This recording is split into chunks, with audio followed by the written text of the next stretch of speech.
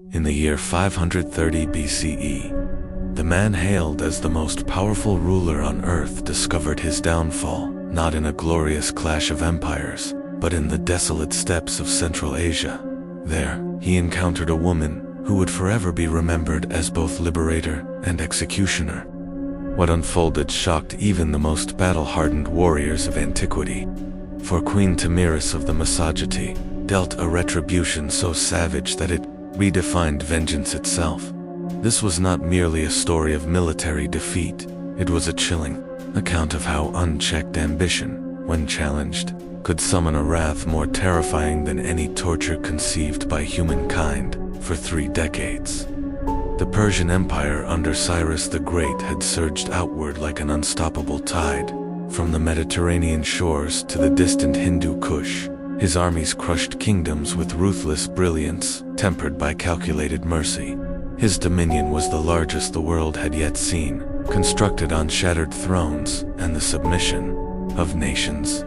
Yet, in 530 BCE, Cyrus cast his gaze across the Jaxartes River, toward a land unbroken by empire, the realm of the Massagetæ ruled by a queen whose authority came not from lineage, but from blood won in battle. The Massagetæ were unlike any kingdom Cyrus had ever subdued. They were nomadic horsemen, hardened by endless conflict, who drank a mixture of milk and blood, worshipped the god of war, and lived by a law as merciless as the steppe itself. Among them, men and women alike bore arms, and power belonged only to the strongest. In this crucible of violence, Tamiris rose not by inheritance, but by proving herself the fiercest warrior of all. When Cyrus approached their borders, he began with diplomacy, veiled beneath the threat of force. According to Herodotus, he even proposed marriage to Tamiris, hoping to bind her people under his crown without bloodshed. But Tamiris saw through the ploy. Her answer was stark. She would never bow to a foreign king. Any Persian who set foot on her soil, she vowed, would meet death. To Cyrus, this rejection cut deeper than any blade. For a barbarian queen to deny him, he, who was conqueror of Babylon, liberator of the Jews, king of kings, was unthinkable.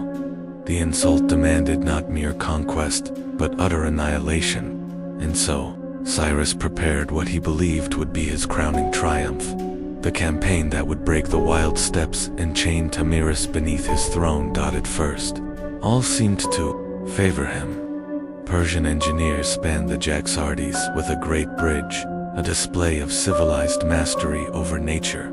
Scouts reported the Massagetæ retreating into the interior, refusing battle. To Cyrus, this was confirmation of everything he believed, that so-called barbarians lacked the courage to face the disciplined might of Persia. Confident, he pressed forward, his veteran army slicing into the plains like a well-honed blade. But Tamiris was no fugitive queen. She was luring her enemy deeper, away from supply lines, into terrain where Persian order would collapse and nomadic skill would reign. The empty steppes concealed hidden wells, secret routes, and ambush sites known only to her warriors. Every league dragged the invaders further into her trap, and then the snare snapped shut. Tamiris dispatched a contingent of her troops to feign weakness, drawing the Persians toward what seemed the main camp. When Cyrus struck, he believed victory was at hand. Instead, he had marched into a battlefield of her choosing, one that would turn his greatest strength into his final undoing. Only a token force that fled after minimal resistance, the camp was filled with supplies, including large quantities of wine. A luxury that the Masish rarely possessed. Cyrus's soldiers, believing they had won an easy victory, began celebrating their conquest with the captured wine, not knowing they were drinking their own doom. Among the celebrating Persians was Sperapus, son of Queen Tamiris, who had been captured in the skirmish along with other high-ranking Massagetæ warriors. But this capture was no accident. It was part of Ptolemy's larger strategy. She knew that taking her son prisoner would force her to respond with the full fury of maternal vengeance, providing the perfect justification for the brutal retaliation she was already planning. When news of her son's capture reacted her, Ptolemy sent a message to Cyrus, that revealed both her strategic thinking and her intimate understanding of Persian weaknesses. The message recorded by Herodotus was a masterpiece of psychological warfare. Disguised as diplomacy, Ptolemais offered to exchange 1/3 of her army for the return of her son, appealing to what she knew was Cyrus's sense of honor and his confidence in Persian military superiority. She suggested that Cyrus would surely prefer to face her forces in open battle rather than resort to capturing women and children. The message was crafted to make refusing seem cowardly, while accepting would give Ptolemais exactly what she needed, a legitimate reason to destroy the Persian army.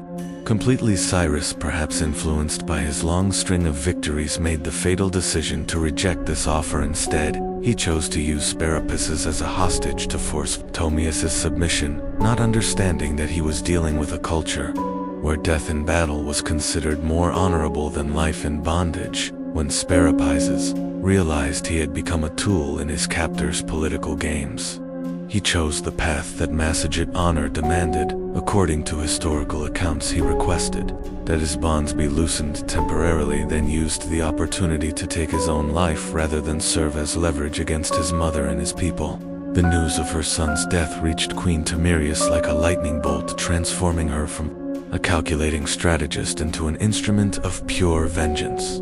The historical record suggests that her grief was overwhelming, but it was immediately channeled into a fury that would make the steppes run red with Persian blood. She sent one final message to Cyrus, and the words that have survived show us the terrible resolve of a mother who had lost everything she held dear. This was no longer about territorial disputes or political independence. It had become personal in the most dangerous way possible. Her message to Cyrus was brief, but terrifying in its implications. Bloodthirsty Cyrus, do not be lifted up by this thing that has happened, that with that fruit of the vine, whereof you Persians fill yourselves even to madness, so that, as the wine goes down into your bodies, evil words rise up in you. Do not be lifted up by such a victory as this, and destroy my son. Now I give you good advice. Give me back my son, and get out of my country with no harm done. But if you will not do this, I swear by the sun, the lord of the Masag, I will give you your fill of blood, though you be never so thirsty for it. The promise of blood was not metaphorical in Massage culture. Blood held sacred significance, and Ptolemais was making a ritual vow that would bind her to a specific form of vengeance. She was not simply threatening to kill Cyrus in battle. She was promising something far more personal and horrifying. The phrase "give you your fill of blood" carried implications that would only become clear after the final confrontation. Cyrus, steeped in Persian concepts of honor and completely unfamiliar with Massage religious practices, likely interpreted this as typical barbarian bravado rather than the sacred oath it actually represented. With diplomacy finally exhausted and her son's death demanding retribution, Queen Ptolemais began mobilizing the full military might of the Maya Confederation. This was not merely her own tribe, but a coalition of related nomadic peoples who recognized her authority and shared her commitment to driving the Persians from their lands. The force she assembled was unlike anything Cyrus had faced before. Not a traditional army with supply lines and siege equipment, but a swarm of mounted warriors who could strike without warning and disappear into the vastness of the steppes. The Massage T military system was perfectly adapted to their environment and lifestyle. Every warrior was an expert horseman from childhood, capable of shooting arrows with deadly accuracy. While riding at full gallop, they used composite bows that could punch through Persian armor at ranges that made conventional tactics useless. Their horses were hardy steppe ponies that could survive on grass and travel vast distances without tiring, giving them mobility advantages that Persian cavalry, dependent on grain and regular rest, could never match. Most importantly, they were fighting for their homeland against foreign invaders, giving them a level of motivation that professional soldiers could rarely achieve. Queen Ptolemais positioned her forces using intimate knowledge of local terrain that the Persians completely lacked. She chose a battlefield where Persian advantages in heavy infantry and siege equipment would be meaningless, while maximizing the effectiveness of her mounted archers. Historical sources suggest the location was near a river crossing, where Persian retreats would be difficult, but Macedi forces could withdraw in multiple directions. If needed, every aspect of her battle plan was designed to turn Persia's strengths into weaknesses, while amplifying her own tactical advantages. The battle itself was unlike the organized conflicts that had made Cyrus famous throughout the ancient world. There were no neat formations, no gradual escalation, no opportunity for negotiation or surrender. The Massaget attack came like a force of nature, thousands of mounted warriors appearing from multiple directions, simultaneously filling the air with arrows, before vanishing back into the steppes only to reappear elsewhere and strike again. Persian heavy infantry, the backbone of Cyrus's previous victories, found themselves unable to close with an enemy that refused to stand and fight. In conventional terms, Cyrus himself was reportedly killed in the thick of fighting, though the exact circumstances remain disputed among ancient historians. Some accounts suggest he fell to an arrow while trying to rally his troops, others that he was overwhelmed during a desperate cavalry charge. What is certain is that his death marked the complete collapse of Persian resistance. Without their legendary commander, the invading army disintegrated into isolated groups of survivors, trying desperately to reach safety. Most would never see Persia again, their bones left to bleach under the endless sky of the steppes. They had tried to conquer, but for Queen Tamias, Cyrus's death in battle was not sufficient vengeance for her son's fate.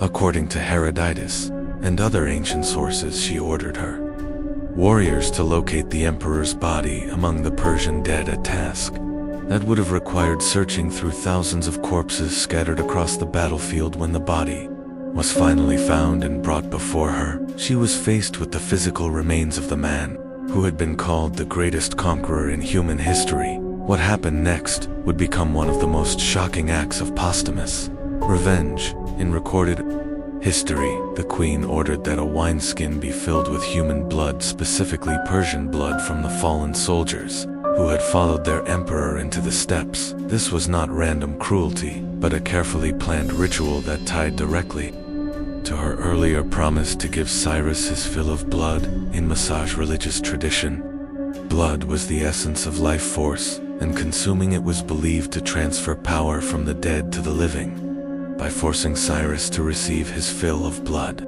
In death, Tomius was not just delivering vengeance, but performing a sacred ritual that would bind his spirit and prevent it from finding rest when the grisly preparation was complete. Queen Tamias personally took Cyrus's severed head and thrust it into the blood-filled wineskin. According to the historical account, she then spoke directly to the dead emperor. "I am alive, and I have conquered you in battle, and yet you have destroyed me by taking my son with treachery, but I will fulfill my threat and give you your fill of blood."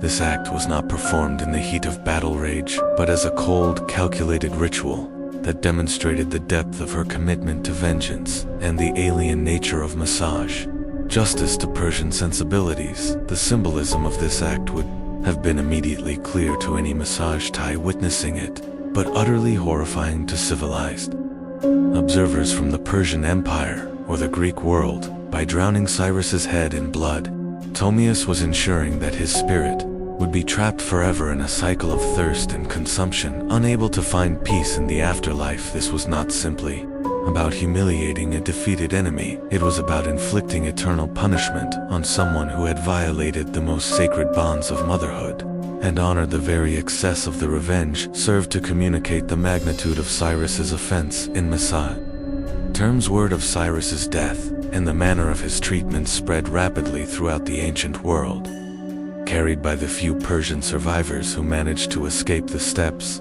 and by traders who witnessed the aftermath. The story took on mythical proportions as it was retold, with some versions emphasizing the martial prowess of Queen Tomias, while others focused on the gruesome fate of the great emperor. Greek historians like Herodotus preserved the account not just as historical record, but as a moral lesson about the dangers of hubris and the terrible price of underestimating one's enemies. The immediate consequences of the Persian defeat were Catastrophic for the empire, Cyrus had built the loss of their founder, and a significant portion of their military strength created a succession crisis that threatened to tear the empire apart.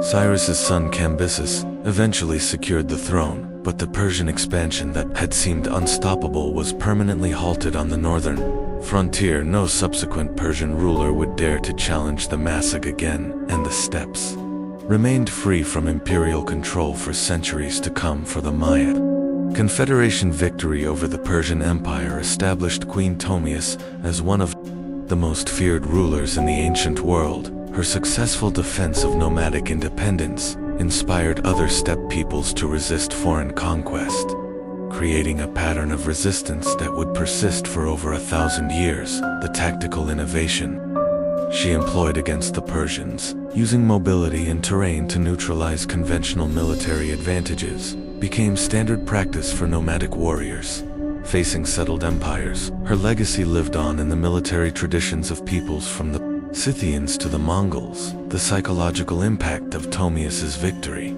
extended far beyond military considerations. She had demonstrated that the mightiest empire in the world could be defeated by people considered barbarians, and that conventional notions of civilization and savagery were more complex than imperial propagandists claimed. The image of the great Cyrus's head submerged in blood became a powerful symbol of the limitations of imperial power and the terrible consequences of underestimating one's opponents, particularly when family honor and cultural survival were at stake. Modern historians continue to debate the exact details of these events, as ancient sources sometimes contradict each other and archaeological evidence from the steppes is limited. However, the core narrative of a nomadic queen who used superior tactics and intimate knowledge of local conditions to defeat a vastly larger imperial army is supported by multiple independent sources. The story has resonated through history precisely because it challenges conventional assumptions about power, gender, and the nature of civilization itself. The methods Queen Ptolemais used to defeat Cyrus reveal sophisticated understanding of psychological warfare, strategic deception, and the exploitation of cultural differences. Her use of her son's capture as a catalyst for total war, her manipulation of Persian confidence and honor codes, and her choice of battlefield all demonstrate military thinking that was far more complex than her enemies realized. The brutality of her final revenge was not mindless savagery, but a carefully calculated act designed to send a message that would prevent future invasions. Perhaps most significantly, the story of Queen Ptolemais forces us to confront uncomfortable questions about the nature of justice and proportional response. From a Persian perspective, Cyrus was engaged in standard imperial expansion, using methods that had proven successful throughout his career. From Ptolemais' viewpoint, he was an invader who had killed her son and threatened her people's existence. The collision between these worldviews produced violence that shocked even the battle-hardened ancient world, reminding us that the most terrible conflicts often arise not from pure evil, but from irreconcilable differences in values and perspective. In the end, Queen Ptolemais achieved something that no other opponent of Cyrus the Great had managed. She didn't just defeat him, she erased him. The Persian Empire survived his death and continued to expand in other directions, but the northern frontier remained forever closed to imperial ambition. The steppes that had swallowed Cyrus and his army remained free, defended by the memory of a queen who proved that even the greatest conqueror in history could be broken by someone more ruthless than he ever imagined. Her legacy stands as a testament to the terrible power of maternal vengeance and the price that empires pay when they mistake cultural difference for weakness. This